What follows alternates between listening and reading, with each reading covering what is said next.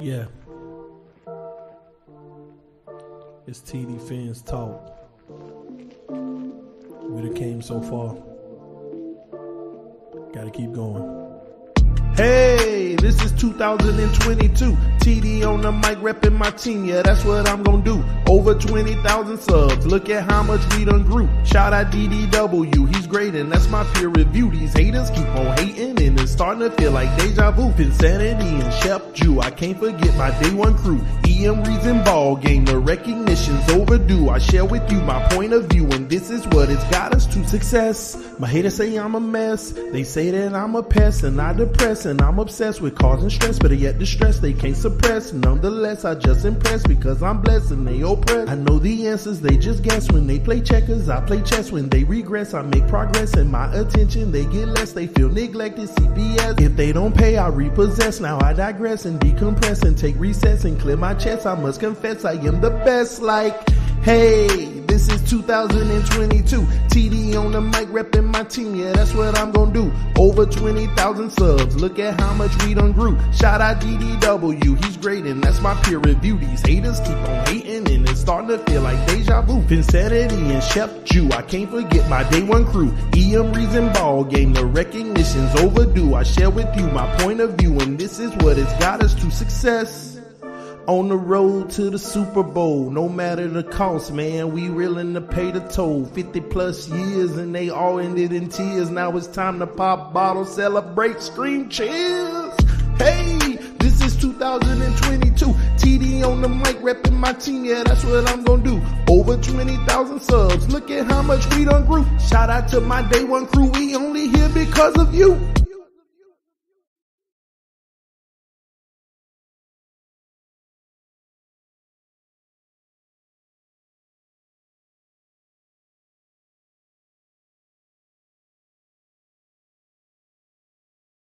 And gentlemen, welcome back to TD Fans Talk, home of the real Miami Dolphin fans. Shout out to my brother Breeda G in the building. What's going on, man? I saw what happened on Facebook. I'm gonna call you tomorrow, man.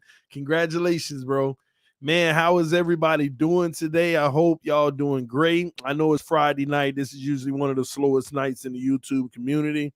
But, you know, since we got a long weekend, I wanted to do a live stream on what is the ceiling for the Miami Dolphins this year.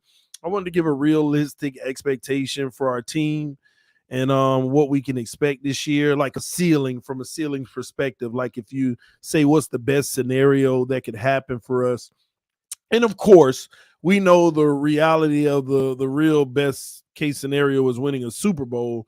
But I'm going to go off of, you know, based off of our circumstance, what I think our best scenario is when you put everything together, okay?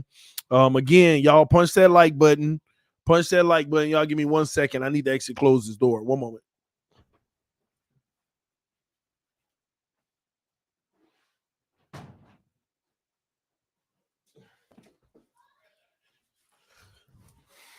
Oh, peeking at you. All right, somebody tell TD to spell ceiling right. Did I spell it wrong? Oh, I done reversed the freaking E and I, didn't I? Let me see. Yes. Yep. You know what? I'm going to leave it just like that. How about that? No, I'm going to change it. Now, I appreciate you catching that for me. All right, let me see here. You like to have it right. That way I ain't got to deal with the whole stream. TD spelled ceiling wrong. TD spelled ceiling wrong.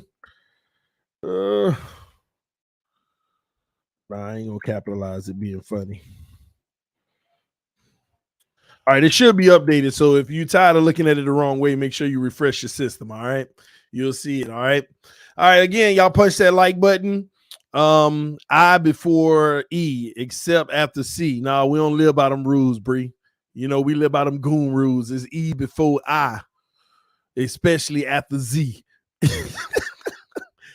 Oh man, somebody said TD vocab talk, Lord. I wasn't even paying attention. Hey, listen, man, y'all understood what it said. All right, man. But first and foremost, I hope all y'all been having a great week, man. I hope y'all been having a great week. I know when you think about it, just think from a yearly standpoint, we done already crossed over the early part of winter. We done went through spring, summer, basically kind of officially over. Now we're in fall. Time is flying and time flies, especially when we get to this time of the year. So here we are, a good way through this year. And I just want to say this to everybody. If you're watching this show right now, God bless you because you are blessed. I mean, when you really think about it, think about everything everybody's been through over the last 2.5 years, man. And we're here able to watch this stream, man, and that's a blessing in itself. Um, Sometimes I just want to stop and tell y'all, man, I pray for y'all all the time, and I hope everybody is finding some level of success in their life and whatever they're trying to do. And I urge everybody, man, no matter how big or small, have a goal, do something, like, because life can get just so cyclical where, work, kids, school, strolling on your phone, work, kids, school, strolling on it can get so cyclical. So have a goal to, do something bigger, better, and always compete against yourself. Look in that mirror and look at yourself and compete against yourself every single day if you can, to do bigger and better things. And I thank God because, I'm entering into a phase of my life where I'm more blessed than I've ever been.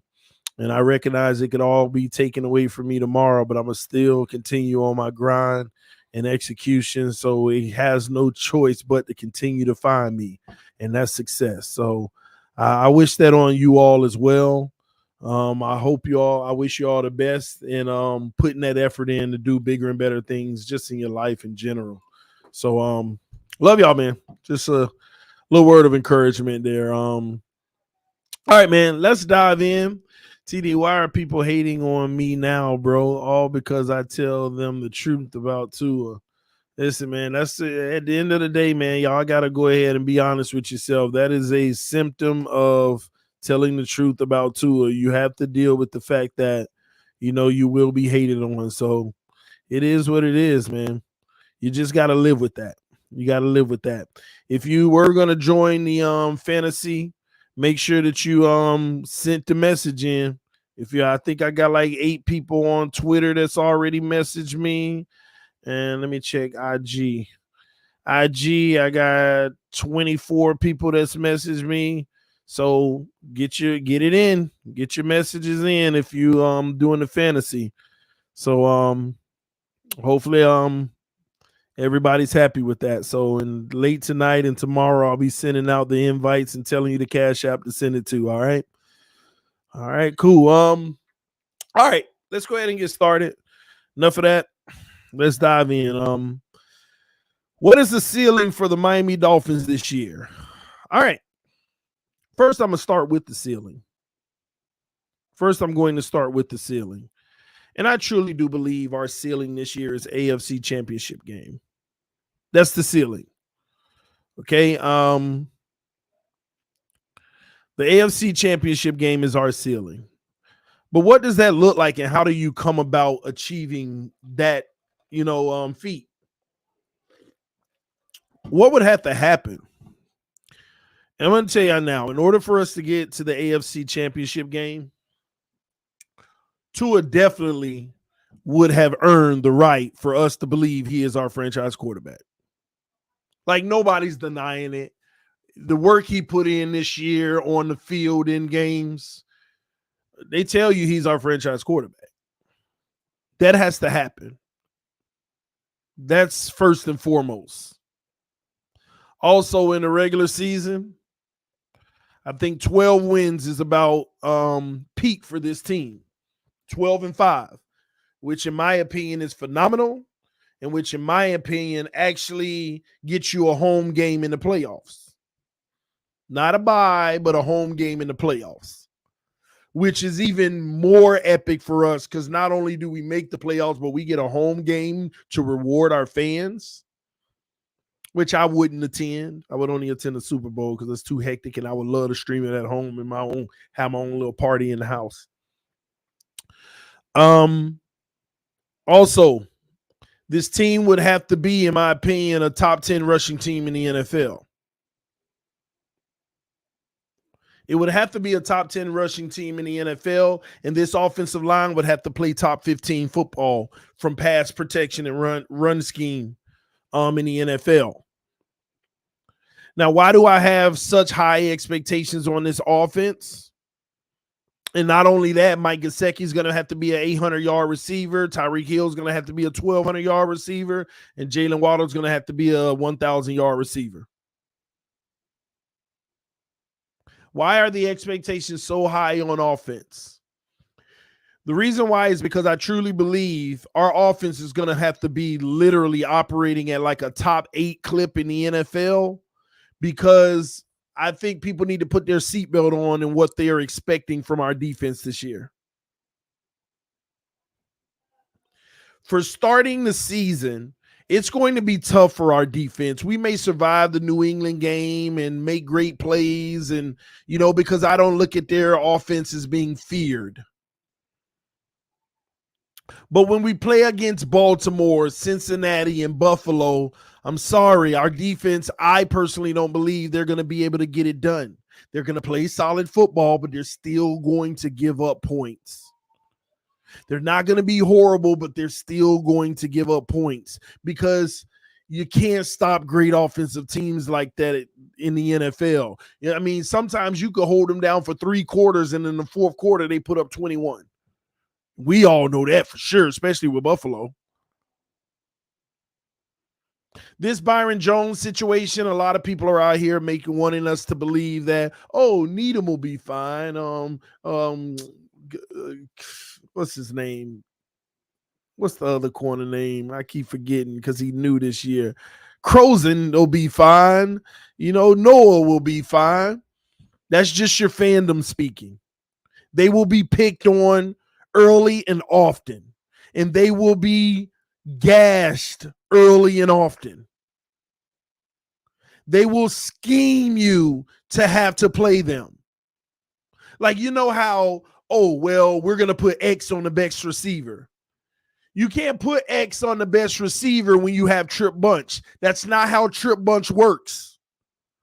Trip bunch is designed, if you're in man coverage, to leave everybody with a mismatch. Literally, as soon as you hike the ball, the underneath guy, whoever had him, is already lost.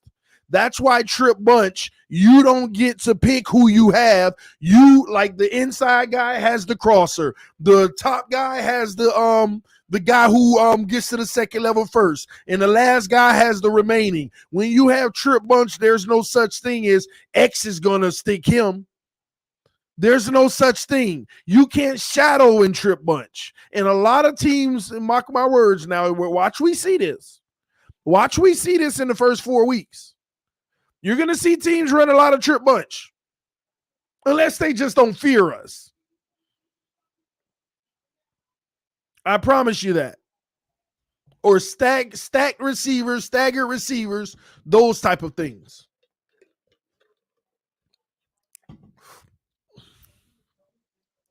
So we'll see how that goes. Teams will scheme against us and make it very, very difficult. And our pass rush is going to be very good with our scheme, but they're going to scheme against the weak link.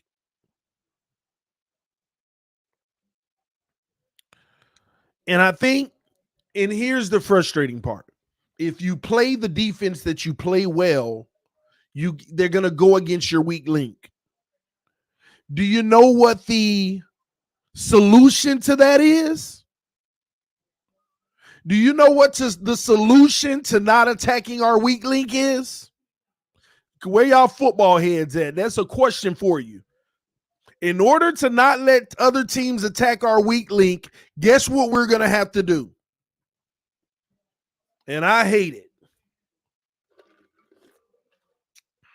Somebody going to put it in the comment section. Come on, football heads. No, it ain't going to be run the ball. Exactly. Zone.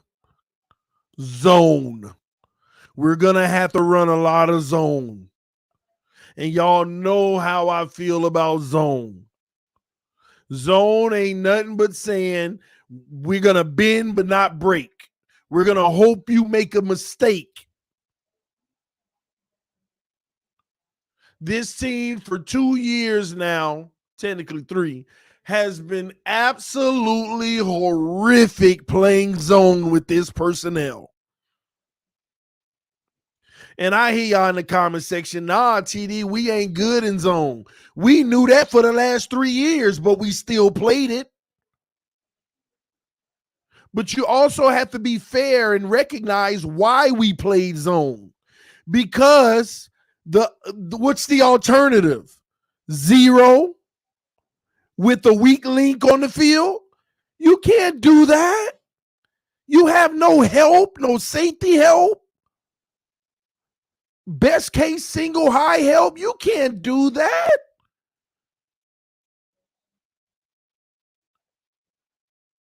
So I think that we are going to play a heavy dose of zone for the first 4 weeks. Just like we did last year. And look where it got us.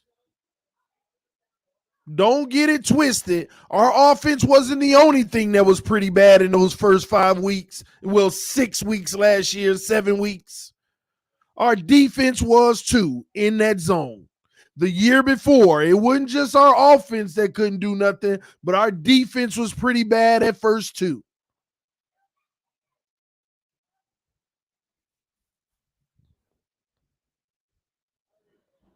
Somebody said, then we will be 0-4. Not true, because the same scenario happened last year versus the Patriots, and we still were able to get that victory. It's not going to be easy, but we can still win games because even if we play zone, we're slowing the game down. We got that clock ticking. Instead of 3 play touchdowns, now we're talking about 11 play touchdowns. You see how the Miami Dolphins went down the field in 4 plays versus the Eagles and scored? If they were in cover 2 that entire time, we would have been hitting our dink and dunks the whole time. We would have been hitting our dink and dunks the whole time, getting down the field, taking what they gave us.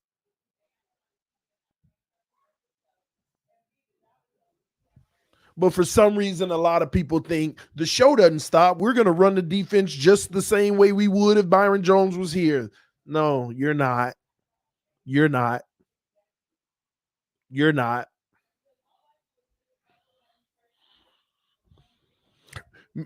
If we do, if we can hold up, that would be nice.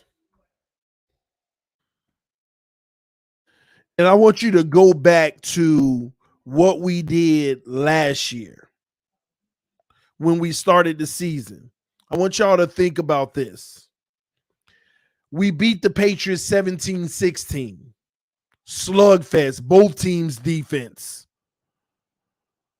was basically keeping everything under wraps. But that's the way the Patriots play because they like to run the ball. But as soon as the Patriots game was over, look at what happened. Our defense gave up 35 points. We didn't score any. Although Tua had gotten hurt this year, we're going to have to put up at least 30 to have a chance to win the game, because if we put up 30, that means we had more extended drives, which means their 35 could come down to 28 or something like that. Go look at the next game. We actually shockingly put up 28 points, y'all, versus the Raiders. But we gave up 31.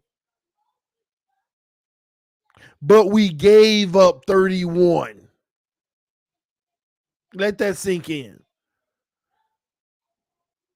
Then the very next week, we gave up 27.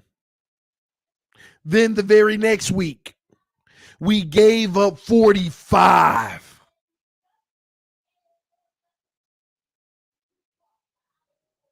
Then the next week, we gave up 23, and that was against the Jags, and they won.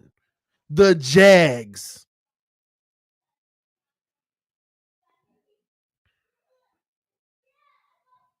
And then the next week, we gave up 30, and we scored 28.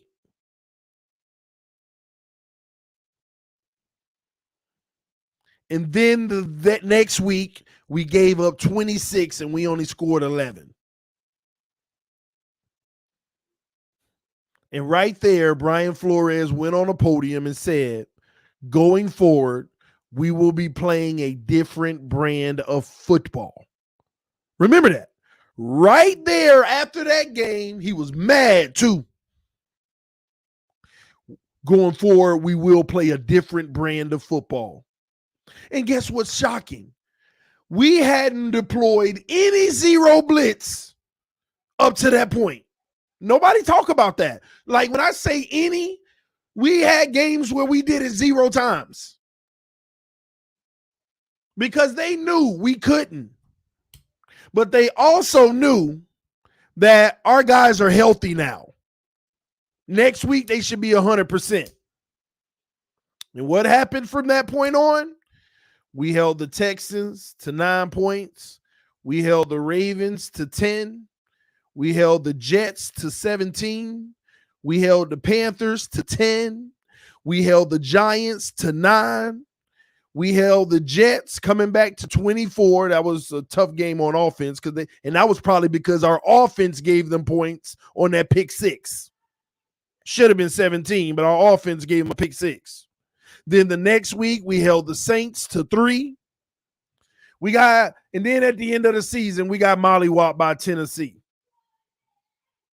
And we held the Patriots to 24. But you see, when we deployed the scheme that we play, when those 2 DBs are healthy, these are the scores you get. 3 points, 9 points, 10 points, 10 points, 17, 9. You basically shut teams down. That was 5 games in that run where nobody scored more than 10 points. 5 games in that stretch that a team didn't score more than 10 points. When we bring that heat and we apply that pressure.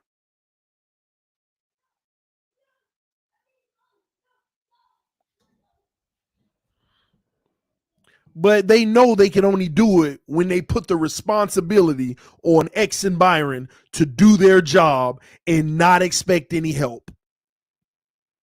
X and Byron, y'all on the island by yourself. Good luck. We need everybody, all the other 9 guys to do everything else, all at the line of scrimmage.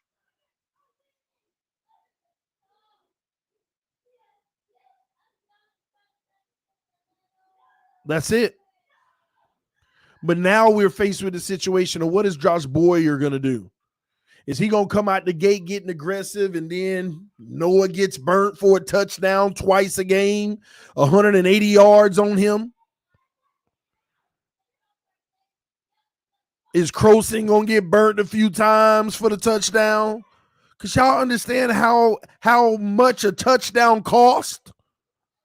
All it takes is one corner, Josh Allen, to pick on any one of them twice, and that's 14 points. You know how hard it is to get 14 points in the NFL game? And the way these other teams going to look at it, we got 14 right there. At least. That ain't even including all the ones they get beat on to get us down there and we finish it off. This is why I believe you're going to see a lot of zone. And we're going to be hopeful that in that zone, we can get to the quarterback quick enough to hurry him up and make him mess up the throws.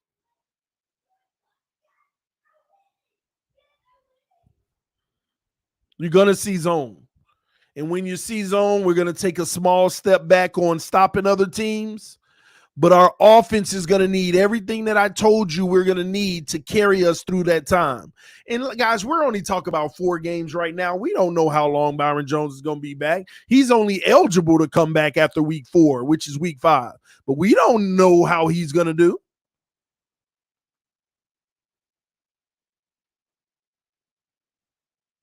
We have no clue.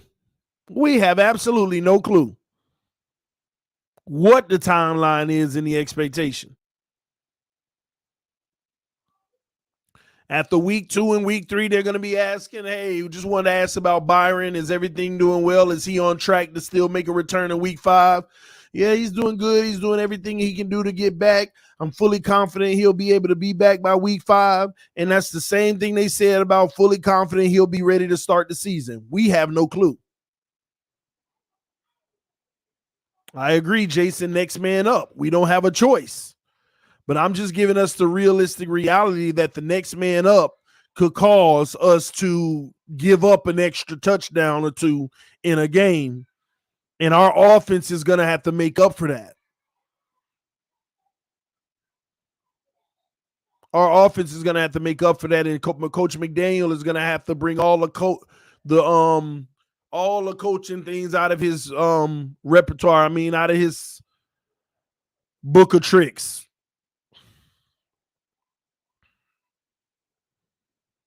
And another thing that I think about a lot, I think about this a lot. Do y'all remember, do y'all happen to remember when we played the San Francisco 49ers? Do y'all remember when we played the San Francisco 49ers back in 2020? I don't know if y'all remember that.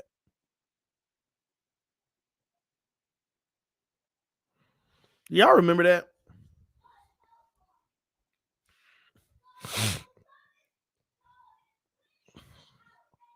Yeah, y'all do. Do y'all remember, like, we zero blitzed them like 21 times? Because I remember, I think we played a team, like, I think we played the Chargers that year too. And in a press conference, the Chargers coach was like, I mean, if you look at it, it was one game they zero blitzed 21 times in one game. So they're definitely going to be doing it, in which we did. We did. We definitely blitzed the heck out of the Chargers. But I just want to talk about that San Francisco game. I will not be surprised, ladies and gentlemen, if this year teams like the Chargers, teams like Buffalo, the Ravens, even the Patriots, I would not be surprised if teams like that don't give us a taste of our own medicine. Because I'm here to tell y'all, a zero blitz is the best defense against this Mike McDaniel's West Coast offense. All of that play action, it's going to make you put that in your pocket real quick. Because when you sit in a zero, as soon as you turn around, you getting whacked. You can't do no more play action against those. You on the center and you got a play action dialed up, you in trouble. Let me tell y'all how we shock teams with the zero blitz, especially teams that run that West Coast. This is how you shock them. They on the center in a power formation, but you in a zero look with 8 guys at the line of scrimmage. So no matter if you wide zone or whatever, any gap is already filled. And nobody has to run from the second level to fill a gap. They're already there. So anybody pulling, already too late. So they automatically say you can't run the ball. And then in the play action, it's even worse. Soon as you turn around, there will be one man in your face.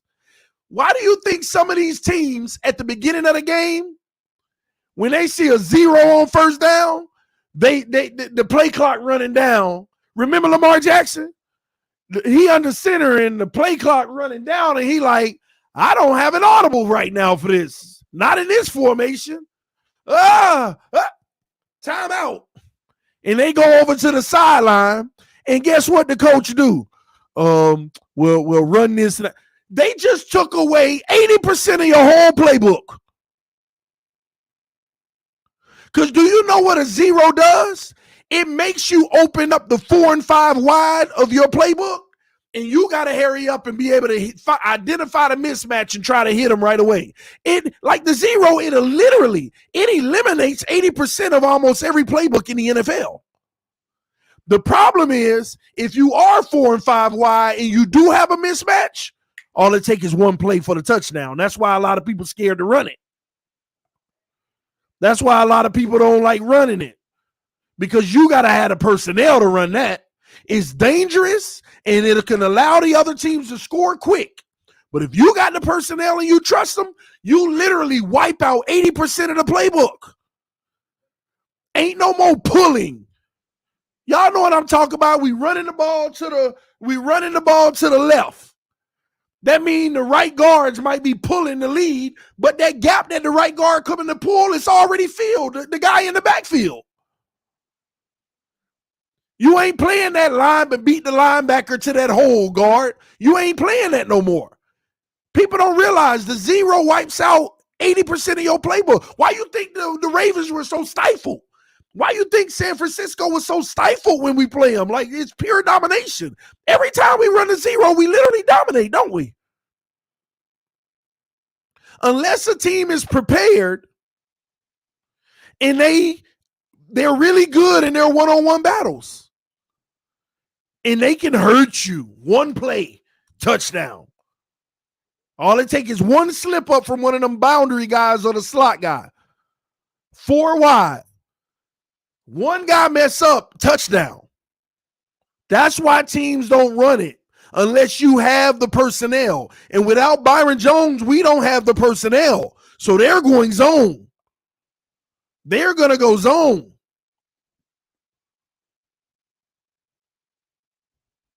You say, yeah, it's called Tyreek Hill. See, this is where I want you to go look at that deep ball to or through versus the Eagles. He hiked the ball, play action, turned around, patted it, waited a little, and fired it. 3.5 seconds later. Think about it. The play action alone is a full second. Fake the handoff, turn around. You already at about 1.5 seconds. In a zero blitz, that stuff don't work. The deep ball don't work, not unless you float it up and let it hang for a guy to go rush and get it. You got to have a guy beat you on a slant right away. And another thing on the zero blitz, all that intermediate slanting and stuff, everybody coming, putting their hands up. You got hands all over. Soon as they train, soon as a quarterback cock back, if you ain't close, put your hand up. Somebody said audible, bruh. Only the great quarterbacks can handle that. Only the great quarterbacks that know they playbook in and out and they can redirect people, put them in the right place. Instead of the I formation with 2 receivers, he can flex one out, tell the running back what he going to do out in the flat. It takes a lot up here. And you got to have that arm of accuracy to be able to get it to the guy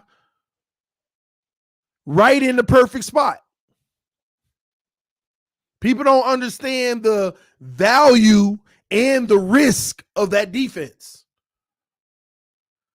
But there are more teams now that are capable of doing it against us. I'm talking about giving it to us. Y'all think just because you got to, and here's another thing about the zero. Ain't none of our DBs don't do it either. We don't get up in your face. This is the beautiful part about a zero blitz too. Since you got to throw the ball right away, go look at us when we play it. X, Byron, Needham, all of them 8 yards off of the receiver in front of them. You know why? As soon as you cock back to throw it, they going to meet you at the 4-yard mark. Either hit you right away, bat it out, pick it. They're not worried about getting blown past. They already 8 yards back, and you got to throw the ball in 2 seconds. You got to throw the ball in 2 seconds. They 8 yards back, so they not worried about getting beat deep.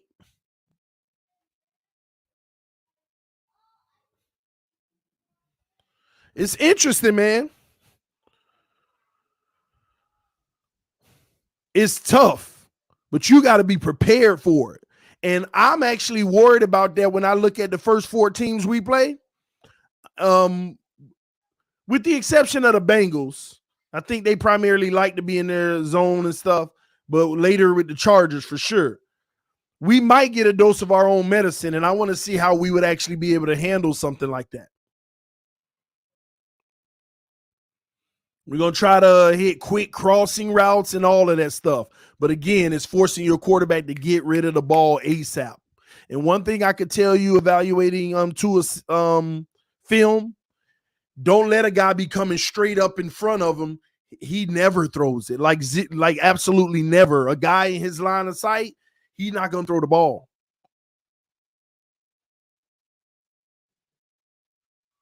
So watch out for that. But this is where our offense is going to have to be so much better this year. Like, we know our offense needed to make an improvement, but they got to make an improvement on top of an improvement to help carry us for the first few weeks, because not unless our defense is getting sacks and creating fumble losses and stuff, I really don't see it in the secondary like that much.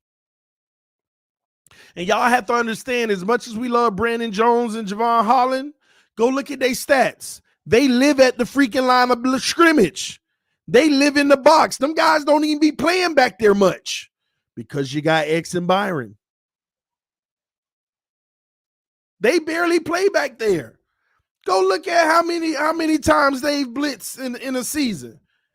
Some of the top players in the NFL. Those guys live in the box. We don't run the traditional defense where they back there. But what we also don't realize is when we're in a traditional defense, you can get mad at me all you want, they're not as productive. They're real good. Holland makes plays here and there, but the overall body of work, they're not as productive as you think in a just basic cover 2. Basic cover 2. They're not as productive as you think. We just know that they flying all over the field, laying hits and single high safety, roaming free and all at the line and playing free. And they're allowed to do that when you got Byron and X. Because them guys don't be expecting help. Sometimes the play calls for the help. And that's where X lets you blast past them where you think you beat him. Then he hawk you down for the pick because he know he got that backside covered. That's something I love. X will bait you. He'll kind of let you beat him too sometimes because he know he got the backside covered with the safety. And then right when you're kind of beating him and the quarterback get a look like, oh, I think he beating him, he put them jets on and get back there. Baiting you. But we'll see how that goes. I think that that's ultimately the ceiling. It's an AFC championship game. But I got to be honest with y'all. The Dolphins going to need to put up 30 points a game. I truly think we got to put up 30 points a game. And it ain't like we can't do it. Like, if Tua's that dude, we could shock everybody. If you got that guy under center that can utilize Tyreek, utilize Waddle, utilize Gesicki, Cedric Wilson, and these backs out of the backfield, the sky is the limit for us. We could be as good as any offense. The Chargers, the freaking Buffalo Bills. If Tua's that dude, we could be as good as any of them. As long as he's that dude, as long as he becomes that dude. And like I said before, time will tell. We'll see how that goes. But that's what I believe the ceiling is for the Miami Dolphins this year. Teron Armstead said it best. We're going to go as far as Tua Tagovailoa takes us. He's the leader. We're going to go as far as he takes us. Teron said that, not me. And it's true, though. We will go as far as the young man takes us. And if he can take us pretty far, man, we all going to be happy. We all going to be cheering for him. We all going to be going crazy about the fact that we found our guy. Time always tell. Time will tell. At the end of the day, man, when you think of it, we 6 days away from the season opener. 8.5 days away from our first game. I'm excited about it. Also nervous because I just don't want a bad game. I want us to ball out and put up 35 and they put up 10 and we like, yeah, we took care of business this time. Now let's go Ravens. Let's go eat the Ravens alive. I just want explosive. I want to be happy. I want to be excited. I want to do nothing but just go wild and crazy on my stream, man. I just don't want the up and down like, oh my gosh. I don't want the roller coaster like the last 2 years, man. I just want absolute balling. Look at that dime. Look at that. Oh my, look at that move. Look at that speed. Look at, oh my God, look at the domination. That's all we want. And hopefully we get it, man. I'm not going to bore y'all too long tonight. Like I said, I wanted to give y'all that one tonight. Also, you know, this is going to be one of the slowest weeks. I'll be doing some videos on player expectations, all the impact players, Tua, Tyreek, Waddle, Gesicki, Cedric Wilson, you know, the running backs, telling you what I expect, you know, their stats will be this year, all of that good stuff. We also got the fantasy football stuff coming up. I'll be sending people messages tonight and tomorrow to tell them to cash out the money for the league. If you made it in, I'll be sending that stuff to you all.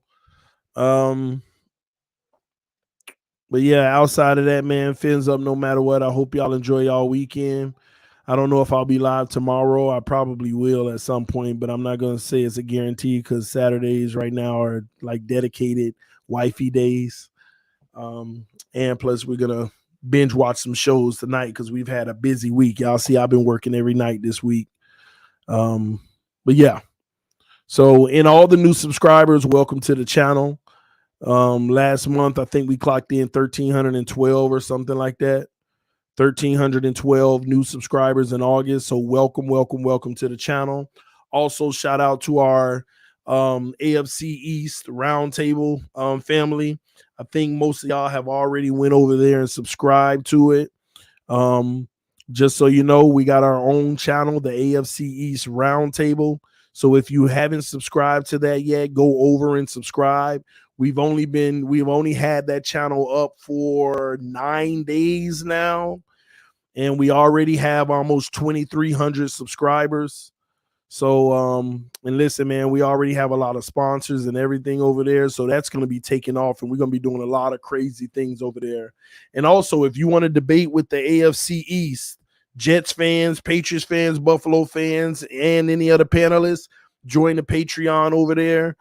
Because you'll be able, because before this stream, I was over there. Me and Dan did a stream over there of the top 10 teams in the AFC.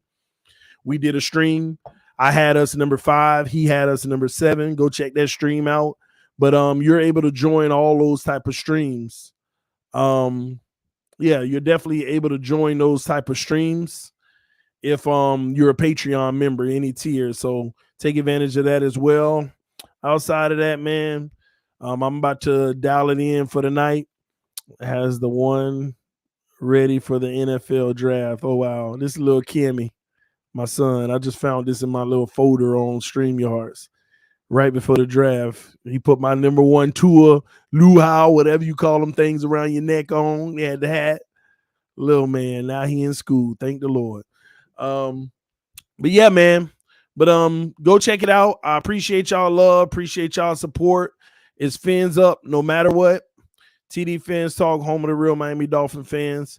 I will see y'all later. Y'all stay blessed and keep your head up. Love on your family as much as you can. All right. TD, what are you saying? We really going to suck? Be honest. No, I just think that it'll be difficult early, but if our offense can carry us, we can overcome it.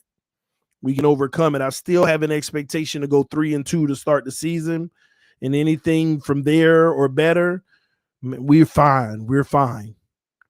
Anything under that, it's tough times. We're going to have to go on some major runs. So we'll see how it goes. It's any given Sunday, y'all, but at least we have the weapons. And I got to be honest with y'all. Let me tell you something that's a real concern of mine, right? And I I understand as Dolphin fans, we want to think that everybody on our roster is just the greatest thing ever, and every week they're going to put up the world and just be the greatest every single week. But I'm a little concerned about Tyreek Hill every week.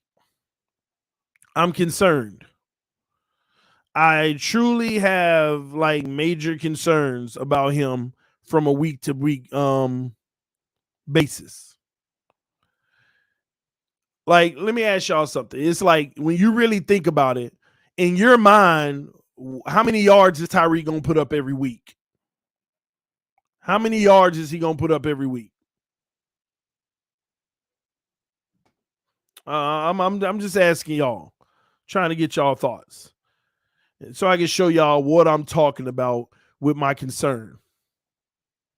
So somebody said 100 yards a week. See, so and that's why I'm concerned, because you have to realize that's 1,700 yards in the season. That's not what Tyreek does. I'm concerned because I want Tyreek to be a consistently good player for us. I don't want him to be the guy who has the big game, then he shrink, then the big game, then he shrink. You know what I mean? I mean, let's look at last year alone in Kansas City. The first game of the season, he put up 197 yards. That's only one game. That's 3 games worth his average, 3.5 games worth his average, which basically means every 3.5 games he'll have a great game. Other than that, he'll be subpar. And that's what I don't want. I don't want the 200 yards. I'd rather have the 85 every game. I don't want the 200, because the very next week, guess how many yards he had? 14. You think that's going to help us? And shockingly, that was against Baltimore, and they lost that game. But I'm just saying, you see what I'm saying? I don't want that to happen to us where he put up 200 yards versus the Patriots, and then we come up and he get 14 versus Baltimore, and we lose. So everybody like, oh, Tyreek now, man, we got a dynamic. Y'all got to understand how they played in Tennessee. He's such an explosive weapon that any given week he can go nuts. But a lot of times he has some really ghostly games. Maybe 4 or 5 catches for 10 yards, and then he disappears. Then he's in the whole game. And I want him to be 80-yard consistent every week, and that's what we're going to need. We don't need a spurt player. Let me keep going, though. First game, 200. Second game, 14. Third game, they lost again. 56 yards. 5 catches. Once again, 5 11-yard catches. You see what I mean? And then all of a sudden, they finally get another win versus Philly because he put up 186 yards. Week 4, 186. And then after that, they lose again after that. He has 63 yards versus Buffalo. 63 yards. Then he has 76, and I'll take those all day from him. 70s or higher, I'll take from him all day. And they won that game. And then they lost the next game to Tennessee. He only had 49 yards. Do y'all see the trend? When he's 70 or more yards, they win. Outside of that, they typically lose. Then they won again against the Giants. He put up 94. Nice. Then he comes back on who is that team? GNB? Green Bay Packers must be. Okay. And he puts up 37 yards versus Green Bay. Then he comes and he puts up 83. Good. Then he puts up 77. Good. 2 games in a row of a nice. Do you recognize that's the first? We're in week 10 and week 11, and that's the first time we put 2 games together. We're in week 10 and 11, and it's the first time we put 2 games over 70 yards together. First time all season. And that was 83 and 77. First time all season you put 2 games over 70 yards together. Week 10 and 11. And then right after that in week 12, you put up 22 yards. Then in week 13, 76. We back to, that's good. Week 14, 148. Those are going to happen here and there. Then, that's the second time we put 2 in a row, by the way. Then versus Pittsburgh, you only put up 19 yards. Then versus Cincinnati, you only put up 40 yards and lost. In the last game of the season, let me see how much he played, because that's too low. He couldn't have played much. Yeah, he only played 18%. So that last game, he only played 18%. So I'm not going to count that because he only put 2 yards up in 1 catch. He only played 18% of the game. Let me make sure. Snap count, 18%. Yeah. Everything else, he's 80s and 90% snap count. So y'all see what I'm saying here? That's my big concern with the Tyreek factor. Like, when you really think about it, games under 70 yards, because you're going to need 70 from him in any given week to win. 70 plus. But look how many games are under 70. 1, 2, 3, 4, 5, 6, 7, 8, 9 games are under 70 yards. 9 games. 9. Waddle don't have that issue. But Waddle also didn't have a Tyreek on the team. And you cannot play in the NFL this game of, well, this game was Waddle, that game was Tyreek. You need those guys to be operating at a functional level. When we say this game was his and that game was his, it need to be he got 100 this game and he got 70. Then he got 100 and he got 70. Not this, he got 100 and he got 20. And now it's vice versa every time. If we're going to have the explosive offense we'll need. That's a huge concern of mine, y'all. It's a huge concern of mine. Because everybody talk about the Tyreek factor. I'm sorry. It's always those 3 games a season where he put up almost 200 yards. And that drives his stat line. And look at it like this. Look at it like this. Tyreek had 3 games where he put up 60 yards. There were 3 games where he put up 560 yards. That means he put up 800 yards in 14 games when you take those out. 800 yards in 14 games.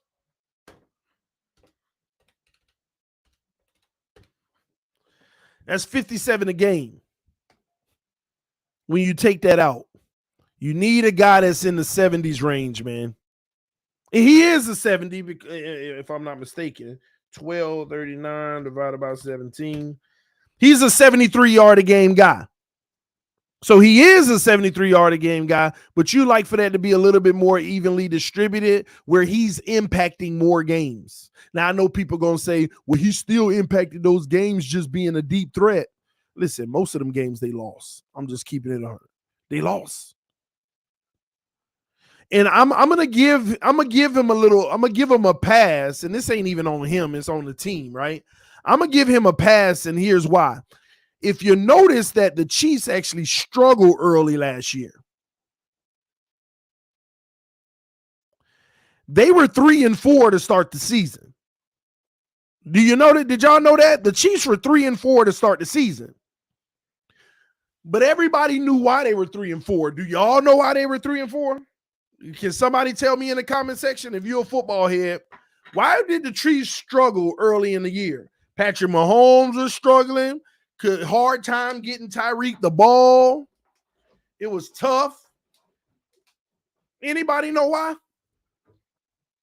Anybody know why? I know why. I'm just seeing if anybody else knows because I'm about to tell you. Put it in the comment section if you know why. Defense and turnovers. Not true. That wasn't it. Even every analyst knows. They were all on ESPN trying to figure out why Patrick Mahomes was struggling. And then they start talking about it. And even Andy Reid said why. There we go. Ding, ding, ding, ding. Captain Swole TV. Read the screen. Too high safety coverage. Most teams didn't run that. They ran them high. They took away anything over the top and made Patrick Mahomes become the ultimate short and intermediate quarterback. But Patrick Mahomes has this habit where he wants the big play anyway. He was firing them but couldn't convert because they had the too high safeties. Everybody, basically, they learned the Chiefs. They learned the Chiefs. They discovered the Chiefs. They identified how to defend them.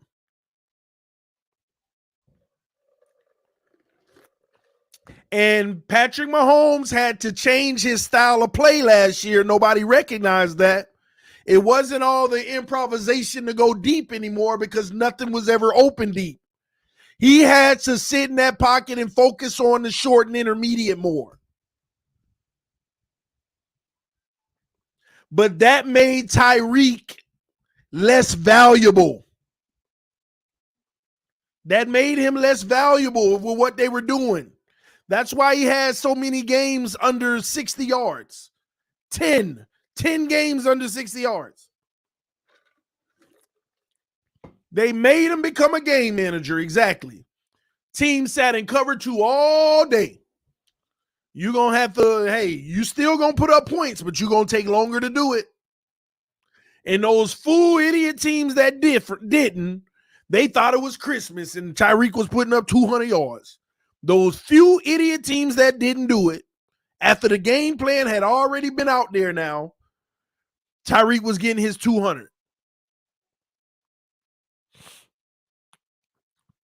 Somebody said, so that's why Tyreek was angry. Yeah, he did come out and say he was being underutilized, but that was just the way the defense was playing. He wanted you to take the shot anyway. Like, let's be honest. The throw Tua made the other night, that's covered. That's good defense against ones. You don't throw that, honestly, in the NFL if those are first-team players. Safeties aren't that slow. Number one safeties aren't that slow. Corners aren't that slow. Tyreek's still going to beat, but at the same token, they can make better plays on the ball and get their head around and start backpedaling a lot sooner. And it wasn't even too high because the safety was creeping downhill early in the play. You run cover 2, you ain't throwing and Patrick Mahomes was throwing picks early in the season. You take away the deep ball and make them do everything short, and then Tyreek start getting tired of running routes deep. He starts getting frustrated. Like, give me the ball. Force it in. Let me go make a play. But it ain't smart. Because if we turn it over, we're going to blame the quarterback.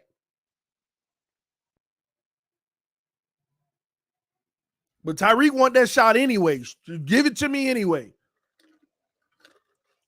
This is why, you know how I keep on saying the magic number is 20 interceptions potentially this year?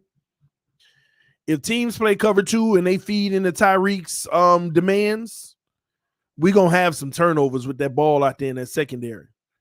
And I don't even know if I'm going to be able to blame Tua because he going to be calling for it. Send it my way. I'm going to go get it. And guess what? He is going to get some of them.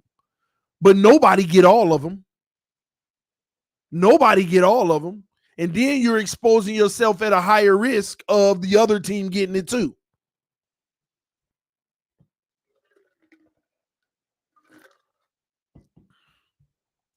So we'll see, man.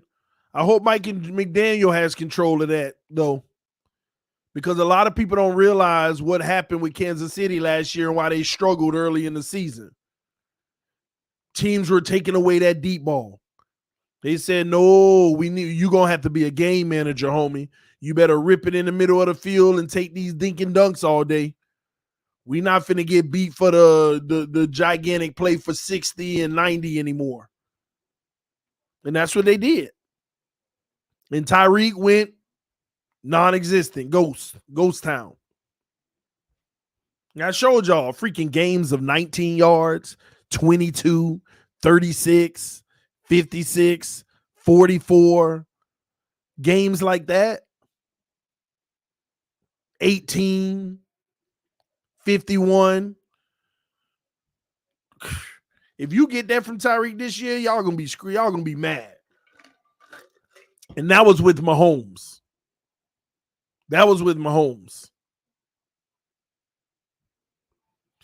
So let's see how Miami handles that situation. Will they be able to feed him the ball? And I try to tell people don't understand. Other than the playoffs, people don't scheme for Tyreek like, okay, you got Tyreek, and then the safety, you're going to follow him too. Teams don't do that. They may favor to his side and already get back a little further just in case, but they're not literally saying, yeah, you might get one-on-one, X got Tyreek, but you're not going to get X got Tyreek and Holland, you're going to shadow him too. Both of y'all just follow him, trap him everywhere. That ain't how it works. You still got to run your defense in your assignment. You just putting the best player that can do that on them. That's all that is. I showed y'all on the show the other night some highlights of Tyreek Hill. And we went through like 20-some plays, and we didn't see a single play where the defense specifically schemed for him. We actually saw like 5 plays where they actually schemed for Kelsey, double teams for the short gains. But they never schemed for Tyreek. They just ran their normal defense on all his highlights.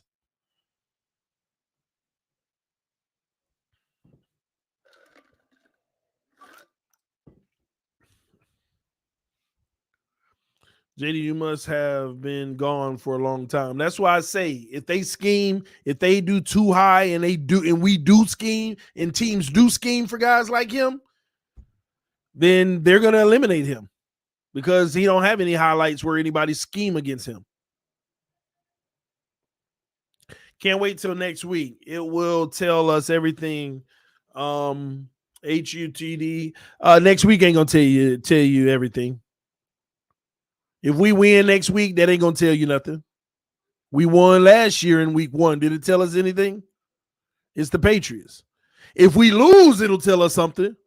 And I'm sorry to say that. If we lose, it's going to tell us something. If we win, it ain't really going to tell us nothing. It's the Patriots. We are the favorites. We expected to win. We got a much better offensive personnel. It don't tell you nothing. Because last year didn't tell us nothing. And if anything, at least if you wanted to tell you something, it better be a blowout. Then it could maybe start to hint to something. But a 17-16 like last year, embarrassing. Because guess what? We lost that game. I'm going to keep saying that to y'all. Yeah, we got the W at the end of the day. But God dog, we were up 17-16 and we throw an interception and they just marching down the field. And here they are with the clock ticking in field goal range. And I'm like, we done lost. And Xavier, and they just running the ball just to eat the clock. And Xavier Howard saves our life. Saves our life with the punched out fumble. Saves our lives. And we were done. Kicker come out there in the game. We were done. Dead. And thank God for Xavier Howard, because we would have all started that season saying Tua lost the game. Thank God for that, because it took a lot of attention off of him, because technically he would have been the reason we lost that game. You up 17-6, in the fourth quarter with a few minutes left and you throw that pick. And it was boneheaded too. Like, where were you throwing? Who the heck? Wasn't even a target. Like, why did you even throw it there? Didn't even make sense. Xavier Howard blessed us. Man, and boy, I was so happy when X punched that ball out and we got it. Oh, we were saved. Oh, my gosh. Oh, it changed the whole conversation. People would have been crucifying Tua, but instead, thank God for X. Tua almost blew it, but thank God for X. It made it a little bit easier because they would have rang him in that first game. Do you know how much that would have changed everything that season, that one game?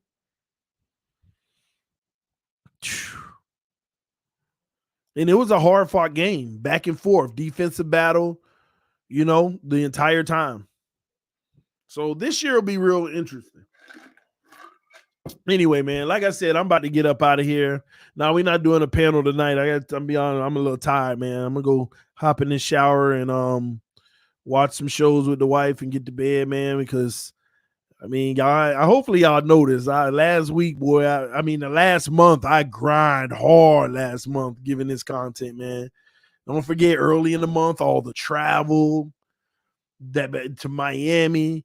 I went to Dallas, came back to training camp in Miami, then up to Tampa, then all the streams. Man, I ain't gonna lie, August, I put that work in. But it paid off, man. We gained 1,312 people on the channel. We grew significantly, have a lot of new members, a lot more engagement. It's just been exciting, man. So the season is about to start. I told y'all also, I plan on starting my morning show back up on Monday. Y'all know every year during the football season, I do a morning show until I can't do it no more. So I'll be starting my morning show back up. I'm trying to do like an hour every morning while y'all get ready for work and different things like that, or you're going to work. So, we talk football, we talk a lot of Dolphin stuff, but we also talk about the NFL as a whole. And, I may bring a few people on here and there. So tune in to the morning shows starting on Monday. Giving y'all great content to start out our day. I love y'all so much. It's fins up no matter what. Yeah, anyway, man, I'm finna get out of here right now. Y'all take care and stay blessed. Thank y'all for all the love. Thank you for all the support. I'm gonna go check all these messages, and then maybe tonight or tomorrow I'll start sending out fantasy league invitations to pay the $25 to the Cash App. All right, love y'all. Peace. I am out. I said that literally 25 minutes ago.